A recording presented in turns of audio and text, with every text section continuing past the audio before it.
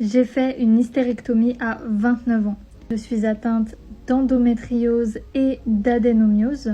J'ai pris la décision de faire une hystérectomie parce que ma qualité de vie était clairement entachée depuis très longtemps. Ça fera peut-être l'objet d'une autre vidéo si jamais ça vous intéresse, mais je ne vais pas parler de mon endométriose plus que ça dans cette vidéo. Là, on va surtout se focaliser sur l'hystérectomie en elle-même. Avant mon hystérectomie, je voulais justement voir beaucoup de témoignages et en fait je me rendais compte qu'il n'y en avait pas tant que ça, et maintenant que moi j'ai fait une hystérectomie, je me dis que ce serait cool que de futurs opérés puissent avoir mon témoignage. En l'occurrence, je précise, c'est mon témoignage, c'est mon expérience, donc ça reste subjectif. Donc les symptômes que je peux décrire post-opératoire peuvent ne pas être les vôtres. Vous pouvez en avoir d'autres ou pas du tout ceux que j'ai eus. On va essayer de faire assez rapide parce que j'ai pas beaucoup de temps sur cette plateforme. J'ai été opérée le 26 avril sur Paris par un chirurgien très recommandé dans l'endométriose et qui m'a été recommandé par ma propre gynécologue. Je me suis maintenant depuis plusieurs années. L'opération s'est plutôt bien passée. Au réveil, c'est vrai que c'était différent de ma première opération qui était une cœlioscopie pour l'endométriose. Là, j'avais quand même plus de douleurs et les douleurs pelviennes, c'est clairement supportable. Lors de mon hospitalisation, je suis restée une nuit seulement et je suis repartie le lendemain parce que j'allais plutôt bien. J'ai été en chambre double. Alors ça, c'est quelque chose qu'on redoute un petit peu lorsqu'on fait les réservations à l'hôpital. Ma voisine est sympathique, elle avait à peu près mon âge, donc je m'entendais assez bien avec elle, mais c'est vrai que j'aurais préféré quand même une chambre seule. Donc vous pouvez avoir une expérience totalement différente. Il y a des grandes lignes dont on parle peu lors de témoignages qui existent pour la plupart des femmes qui font une hystérectomie. Alors lors des 5 premiers jours, moi j'étais ultra fatiguée. Je dormais tout le temps. D'habitude, c'est pas trop mon truc. J'ai plus l'impression de perdre du temps qu'autre chose en faisant des siestes. Sauf que là, c'était obligatoire. Dès que je me réveillais, j'avais de nouveau envie de dormir. C'est clairement dû aux produits anesthésiants. Je pense que c'est normal. Ensuite, on va avancer jusqu'à J15. C'était la période la plus difficile pour moi, physiquement et moralement. J'avais très peu d'appétit, j'avais des douleurs. C'était moins difficile à supporter que les douleurs liées aux règles, liées à mon endométriose et à mon adénomiose. C'était différent. Bon là, ça va pas être très glamour. Entre nous, on est entre nous. Il faut se dire les choses. Jusqu'à J15, je me vidais par le bas, tout le temps. Petit pourcentage des femmes qui, comme moi, se vidaient littéralement. La majorité sont au contraire très constipées. Pendant la convalescence de l'hystérectomie, on passe plutôt par une grande phase de constipation. On change un petit peu de point de vue de temps en temps parce que je repense en fait à des choses qu'il faut que je vous partage. Un truc que j'ai pas kiffé du tout, c'est le retrait des points de suture. Je vous rassure tout de suite, c'est complètement indolore. Mais en fait, moi, j'ai beaucoup de mal avec le tripotage de la peau. Et j'aime pas trop qu'on tire la peau, j'aime pas trop qu'on gratte les croûtes. Tout ça, ça me... j'aime pas trop. Lors de la convalescence, il peut aussi y avoir des problèmes de transit, donc vous devez certainement adapter votre alimentation. On peut vous prescrire également des antidouleurs, mais moi j'en ai pas pris. On va également vous dire qu'il va falloir marcher à peu près 10 à 30 minutes par jour les 2 premières semaines. Moi, j'ai pas trop marché. J'avouerai, ce qui a été le plus compliqué pour moi lors de ma convalescence, c'était le fait d'être très dépendante de mon compagnon pour me faire à manger, par exemple. Quasiment rien faire de mes journées, moi qui suis très productive, c'était assez compliqué. J'ai fait une hystérectomie subtotale interannexielle. On m'a retiré l'utérus plus le col de l'utérus ainsi que un gros kyste que j'avais à cause de l'endométriose sur mon ovaire droit. Kyste chocolat ou endométriome.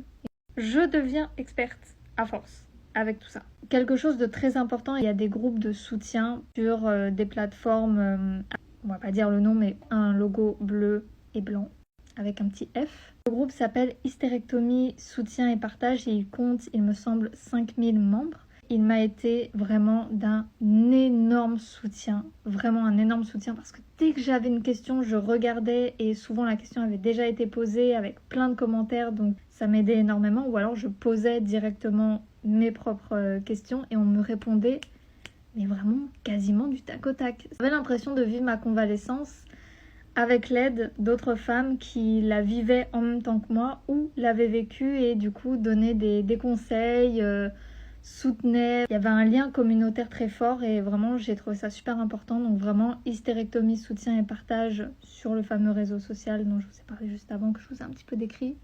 Allez-y, vraiment c'est génial. Je ne m'attendais pas à avoir autant de douleurs liées au gaz. Ma première célioscopie où j'ai fait retirer des kystes, des adhérences, des lésions liées à mon endométriose, je n'ai pas eu autant de problèmes liés au gaz. On t'injecte lors d'une célioscopie pour faire gonfler ton ventre, en fait, m'ont fait énormément mal. Je ne sais pas si c'est dû aussi à l'hystérectomie. Il restait, on dirait, un petit peu bloqué au niveau de mes flancs, au bas-ventre, et ça me faisait énormément de douleur lorsque j'allais aux toilettes. En fait, ça me donnait la sensation que les gaz se bloquaient dans ma région pelvienne alors qu'elle était en train de cicatriser. Donc du coup, à chaque fois qu'ils essayaient de sortir, ça appuyait très fort et ça faisait assez mal. Et ça pouvait faire mal aussi au niveau de l'estomac parce qu'ils peuvent remonter aussi. Par rapport aux douleurs liées au gaz qui ont été insufflées du coup lors de la célioscopie, j'avais de moins en moins mal au fur et à mesure des jours où je faisais des vents. On va dire ça comme ça, des vents. Donc c'est vrai que je pense que c'était majoritairement dû au gaz, mais c'est vrai que ça faisait extrêmement mal. C'est-à-dire que j'avais peur en fait au bout d'un moment d'aller aux toilettes, tellement ça me faisait mal à la poussée. J'avais l'impression que ma cicatrice interne allait se déchirer tellement ça me faisait mal, ce qui n'était absolument pas le cas. Quelque chose d'autre dont il faut parler, lors d'une hystérectomie, c'est un peu marqué partout qu'on va avoir des petits saignements vaginaux pendant 1 à 3-4 semaines. C'est tout à fait normal, c'est dû à la cicatrisation interne. Cependant, il y avait quelque chose dont j'avais absolument pas entendu parler, c'était des pertes plutôt marron, plutôt assez foncées. Et là aussi, c'est normal. Attention, c'est à voir avec votre médecin ou votre chirurgien. C'est apparemment une chute d'escarre et en fait c'est lié à la cicatrisation interne. Ça fait partie du processus habituel normal d'avoir des pertes marron. Je ne savais pas, donc ça m'a inquiétée. Au bout d'une semaine à peu près, j'ai commencé à en avoir et c'est vrai que je me suis tout de suite affolée. Je suis allée sur le groupe, sur le réseau social dont je vous parle dans la partie 3 où j'ai tout de suite posé la question et on m'a dit t'inquiète pas, c'est normal. Du moment que tu ne remplis pas une serviette hygiénique entièrement en l'espace d'1 heure, ne t'inquiète pas. Également, je voulais vous parler des malaises. C'est une opération qui est un énorme chamboulement pour le corps, donc il est possible de faire des chutes de tension, des petits malaises. J'ai déjà eu des douleurs très très fortes liées à mon endométriose et je n'ai jamais fait de malaise. Suite à mon hystérectomie, j'ai fait un petit malaise vagal, mais qui est passé très rapidement. C'est passé en 2-3 minutes, donc pas de gravité, je n'ai pas perdu connaissance. Les oreilles qui se bouchaient très fort, j'entendais très peu le livre audio que j'étais en train d'écouter. Très fort la nausée, un peu mal au ventre et la tête qui tournait et un peu mentalement confuse. Je me suis assise très vite par terre à moitié à poil dans ma salle de bain. J'avais la tête un petit peu baissée, j'étais assise et c'est passé en 2-3 minutes. Si vous vous sentez comme ça, n'hésitez pas à vous asseoir ou vous allonger ou à appeler quelqu'un s'il y a quelqu'un avec vous. Actuellement, j'en suis à J plus 26 ou 27, je ne sais plus. Mon état s'est considérablement amélioré, bien que je reste assez fatiguée. Je dors beaucoup la nuit. Je dors habituellement de 22h30 jusqu'à 6h, 6h30 du matin. Et là, je dors à 22h, 22h30 et je me réveille à 10h du matin, à peu près. Mon corps est quand même fatigué. Également, au niveau des compléments pour soutenir le corps, on parle beaucoup d'un complément qui s'appelle ProtéoChoc et qui aide en fait à accélérer la cicatrisation.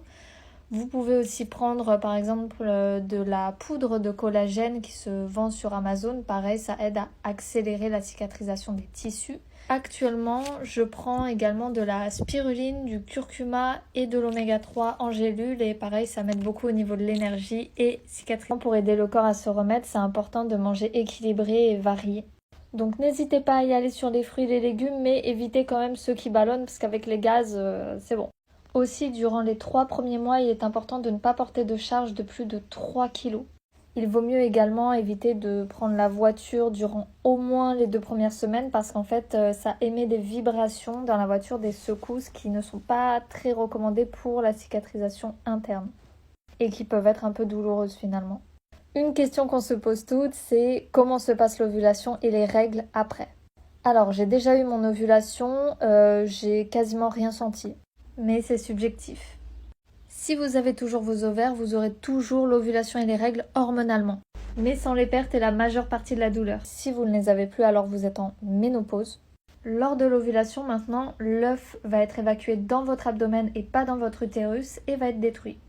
Votre système immunitaire va se charger de ça. Que parfois les médecins, ils n'ont pas forcément le temps, peuvent un petit peu sauter des étapes dans les explications post-opératoires par exemple. Ils ne vivent pas non plus ça avec nous, donc il y a potentiellement plein de choses à retirer de témoignages. Je suis contente de vous partager tout ça de manière la plus vraie et ouverte possible. Bref, là, on va parler de l'ovulation et des règles. Je suis pas experte, je ne suis pas gynécologue, n'attrapez pas ma veste.